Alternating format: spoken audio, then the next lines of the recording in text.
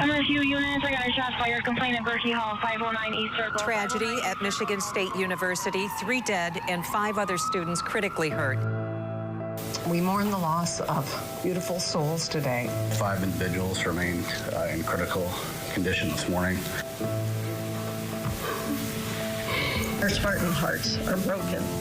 We're grieving, but as a community, we're grieving together. We just have to live each day from here on out, reaching out for help when we need it and getting through the harder days together.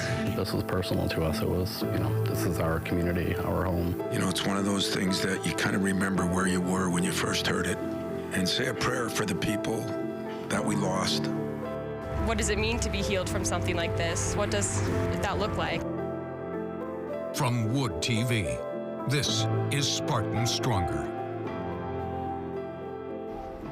Good evening, everyone, and thank you for joining us tonight. I'm Susan Shaw. And I'm Brian Sterling. Tonight, we're live from the campus of Michigan State University, as today marks 1 year since a shooter opened fire inside of Berkey Hall and the MSU Union, claiming the lives of 3 students and injuring several others. I want to set the scene for you tonight. We are just about 30 minutes away from a vigil that is scheduled to start at 7:30 this evening at the Spartan statue, which is across the field behind me. All across campus today, student organizations have been sponsoring a day of service, allowing people to turn the emotions of the day into a positive contribution. This evening, we're not only looking back at that day, but also at how the Spartan community has changed and become stronger. 3 students were killed in the shooting last year: Ariel Anderson, Alexandria Werner, and Brian Frazier. On February 13th of 2023, it was just after 8:18 p.m. when dispatchers received their first phone call from inside Berkey. The first officers arrived at the building 2 minutes later. The shooter, Anthony McCrae, had walked into the building with 2 handguns, entered the classroom of Professor Marco Diaz-Munoz, and opened fire. Inside the classroom was Ariel Anderson, Alexandria Werner. Both of them were killed. 5 other students were injured. McCrae left the building and minutes later arrived at the MSU Union and once again opened fire. That's where Brian Frazier was killed. It wasn't until 4 hours after the initial shooting at Berkey when officers found the suspect. He took his own life in the city of Lansing. The 5 students who were injured have all since been released from the hospital. Since the night of the shooting, Michigan State has implemented a number of security changes across campus. They include the installation of walk-through metal detectors at large venues like Spartan Stadium here and Mount Ice Arena. Hundreds of new locks have been installed in classrooms and in teaching labs. There's also been upgrades in campus-wide alert systems. Those alerts were previously sent by email, text, or phone. Now they're also available through the Safe MSU app. Administrators also created the MSU Security Operations Center. That will move into a permanent space in the coming months. Earlier this month, I had the opportunity, along with photojournalist Ron Swanson, to spend a day here on campus talking with students and parents about the atmosphere here at State. The shooting here a year ago was a tragedy in every sense. 3 young lives were lost, yet I was struck by the sentiment that many shared with me both on campus and off, that the university is falling into some old habits when it comes to transparency, focus, and communication.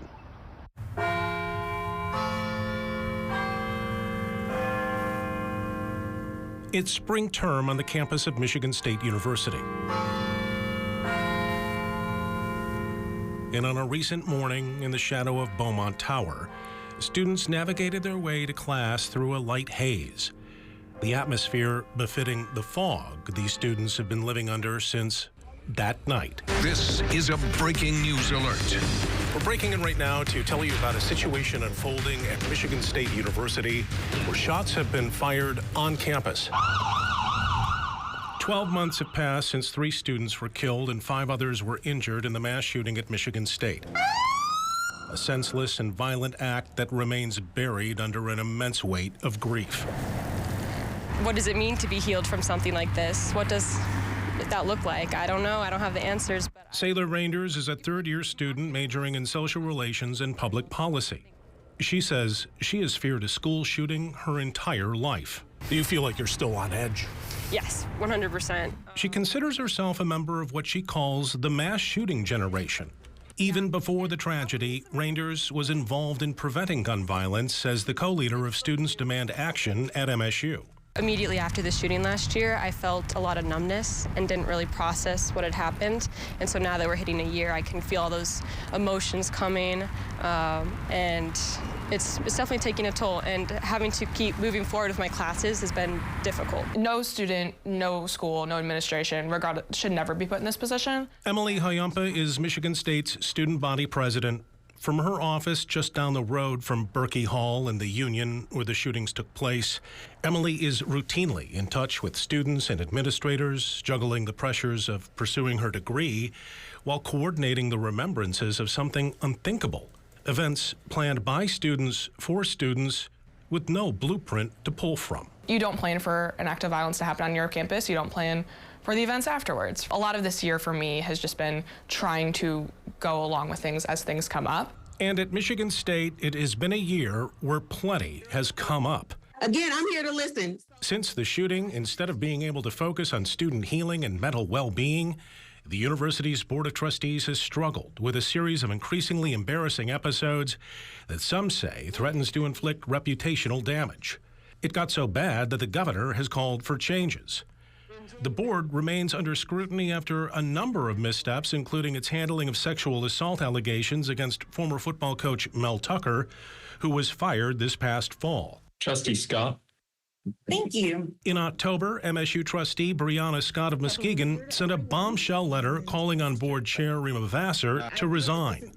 Scott accused Vassar of bullying, making unilateral decisions without informing other board members, and even interfering with an outside report about February's shooting. Vassar has denied the allegations and has not resigned, but now an independent firm is investigating the board's actions, and the university is also bracing for more lawsuits. At this month's board meeting, MSU faculty called for accountability. We cannot forget the human trauma that engulfed this campus a year ago. It comes down to accountability. Will you hold each other accountable? We just need to make sure that we take care of one another, hold each other close, and again, center love, patience, and a trust that we all want the best for one another. It's board politics. I'm hoping the board takes the time to figure that out for themselves for the best interest of the university.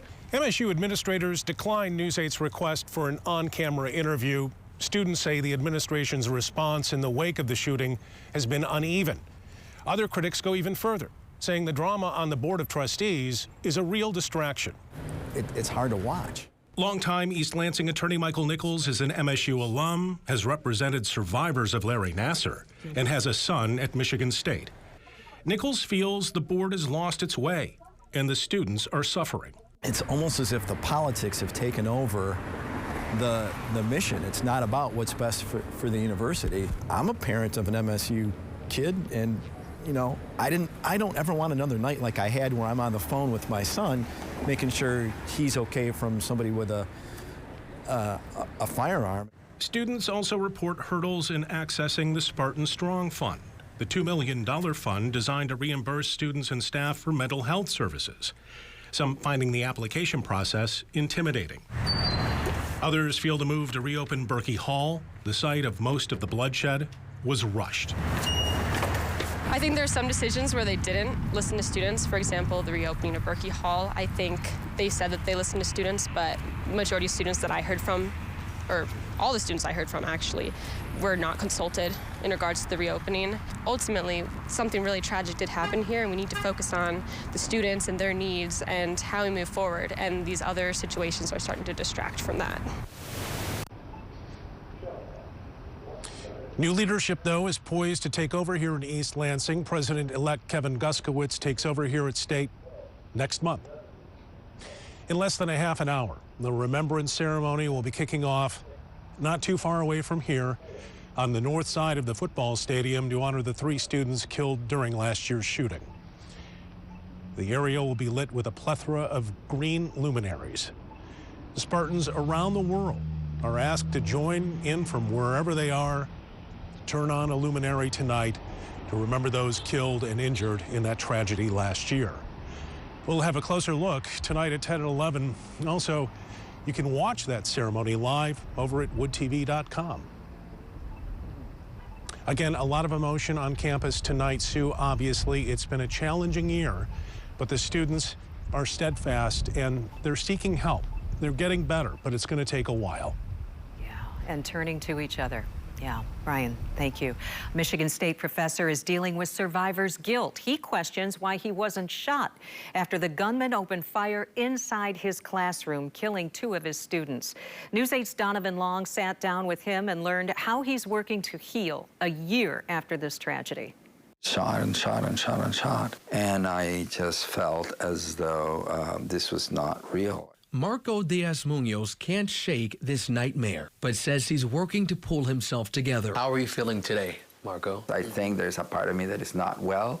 I feel antsy, nervous. Yeah.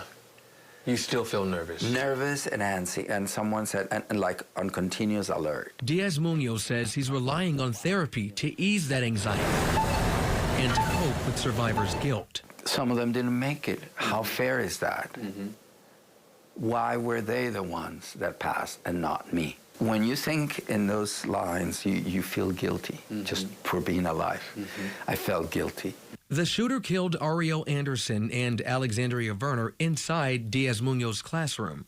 They are 2 of 3 students the gunman killed on campus. I cried that night, and I grieved to some extent, but very quickly my mind, my psyche was powerful enough to kind of like just shut it down. So I'm addressing those feelings and finding a different explanation, like, you know, in therapy, you couldn't change it.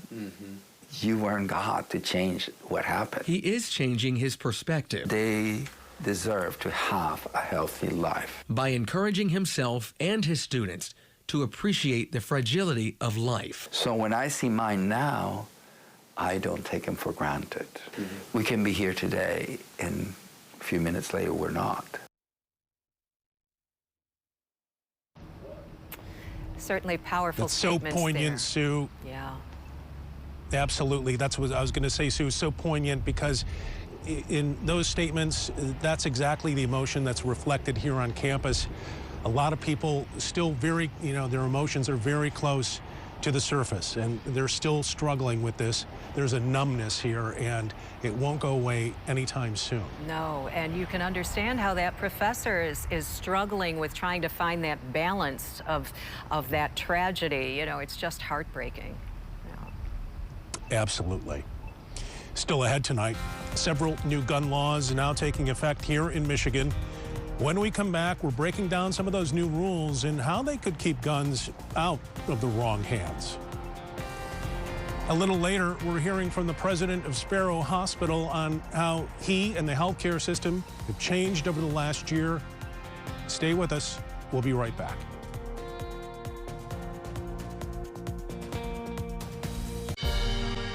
From Wood TV, this is Spartan Stronger. And welcome back. A year after the Michigan State University shooting, 3 new gun laws go into effect statewide today, expanding universal background checks on all firearm purchases, requiring gun owners to properly store a firearm, and taking guns out of the hands of those deemed to be a risk to themselves or others. News 8's Byron Tollefson is live outside of the state capitol with more on what's changing. Byron?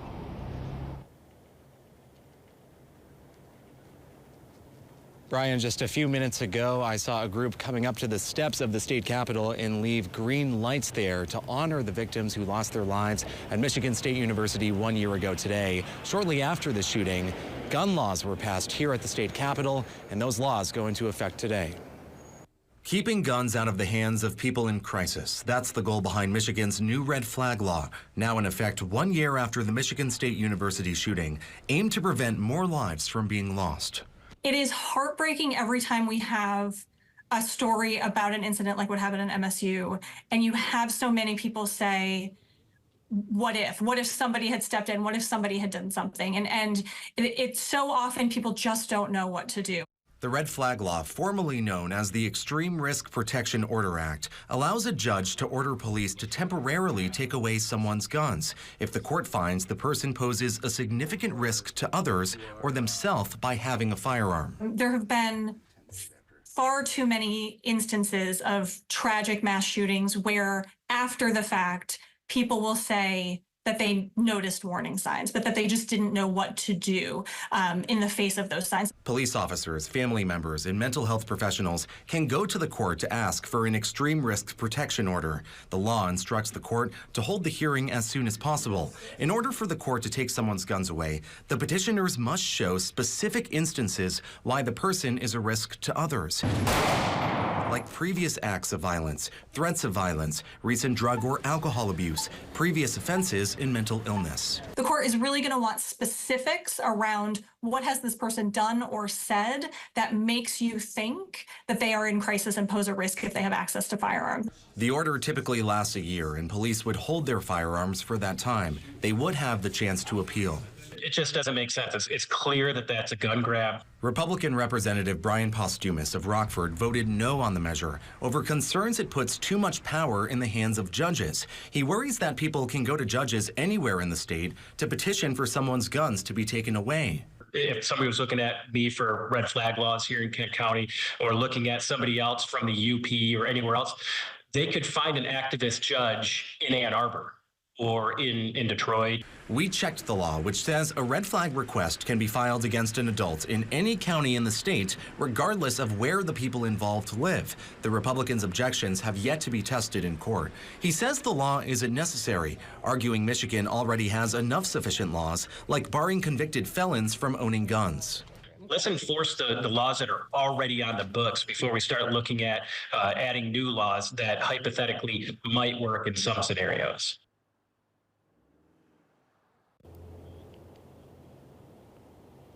If the person refuses to give up their gun, they could face jail time or fines. Enough offenses could result in a prison sentence of up to 5 years. Brian?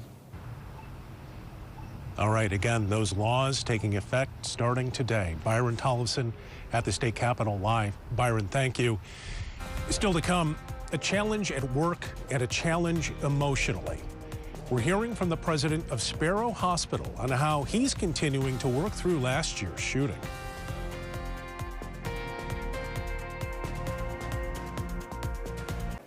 Hospital staff and first responders are trained to separate their feelings from their job. But doing that last February proved to be nearly impossible. I spoke with Sparrow Hospital, now president, Dr. Denny Martin, about that struggle and what it's been like since. A level 1 trauma center put to the test. And 1 year later, that raw emotion is still just beneath the surface. You just have to offer support, and we really pushed here a sentiment that it's okay to say you're not okay and to talk about it. How do you cope with it?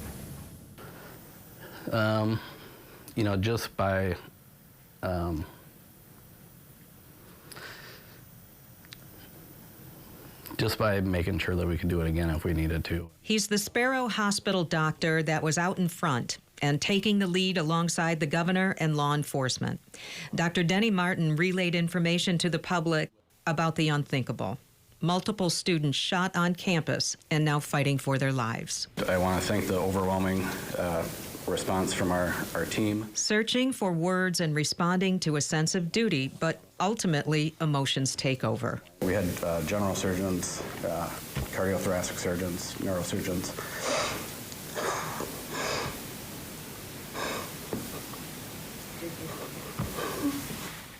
The gravity of the situation overwhelming. His heartbreaking sentiment from the news conference a year ago went worldwide on the internet. So it was, I think at that time it was just, everything that had gone on for the last 12 hours and the shock of it. I hadn't had time to really, absorb what had happened until I started talking about it. And, I don't know how you're not moved, at a time when you see something like that. It's, again, like you said, we've seen it on TV. We've, probably talked about it, that it's happened in other communities, but when it's yours, it's incredibly different. A collision of emotions for friends, family, students, and at the moment, hospital staff. While the victims came into the emergency room, the gunman was still on the loose. I needed them to be able to focus on caring for the patient in front of them and not worrying about their own personal safety. So making sure our campus was secure was really a big priority for us for the couple hours until the shooter was, finally alerted to us to be deceased. Dr. Martin says over 100 staff members showed up to the hospital to pitch in. Extensive trauma training snapped into place. 5 students saved. But looking back a year ago now, the fear, the deaths, and the uncertainty of the moment is still palpable. Even a year later, it's still right under the surface. Oh, yeah. Yeah, it just, I think a lot of us here think about it every day, and, it'll take a long time, I think, for that to go away, and I don't think it really ever will. The reality of it is it won't go away, especially around the time, a lot of discussions about it being, the mark of it happening, and it's still, this was personal to us. It was, this is our community, our home. Dr. Martin says he's pleased with their trauma procedures, and more training is always top of mind. But there is one change that's coming out of this incident: the glaring need for more space. An expansion plan for the Sparrow Hospital emergency room is approved, and the addition is all set for this year. Coming up next, despite a challenging year for Michigan State, enrollment numbers are at record levels. Up next, we sit down with an MSU tour guide and look at how campus life changed since last year.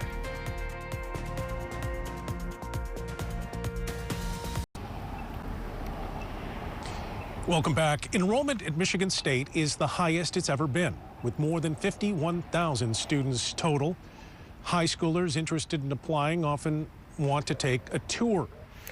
Daybreak's Teresa Weekly talked with a student tour guide at the school who explained how offering that glimpse into campus life became more complicated after the shooting. I wanted a fun job, not a boring serving job or something. I wanted something fun. Reese Carlson knew right away she wanted to be a student tour guide at MSU. She started the job her freshman year. I guess they would ask me questions about student life and stuff. I'd tell them I'm involved in club water polo. I would talk about that, how I found my friends through that. Talking about her interests like water polo was what made the job fun for Reese. On February 13th, 2023, she was at a water polo practice when she ended up stuck in the locker room, waiting for 4 hours as police tracked down a gunman. A few weeks later, the school started offering tours again.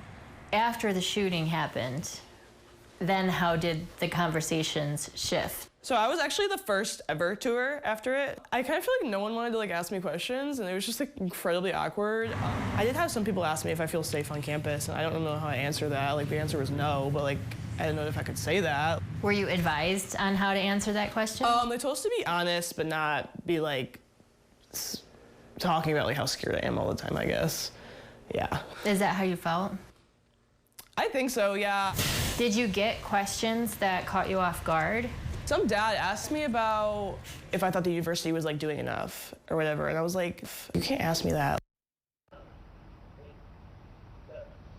Reese left her job as a tour guide 2 months ago to devote more time to her other job as a reporter with Great Lakes Echo.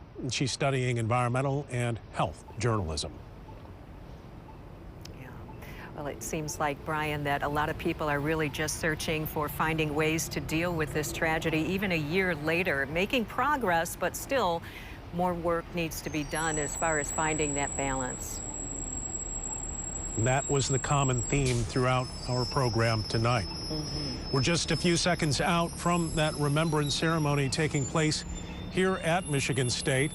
If you'd like to watch it, the ceremony will be streaming online at woodtv.com. Again, that streams from 7:30 until 9:30, and we'll have a wrap-up tonight. And we'll also bring you a recap of the ceremony tonight at 10 o'clock on WXSP, 11 p.m. on Wood TV 8. We want to thank you for joining us tonight. We'll see you later.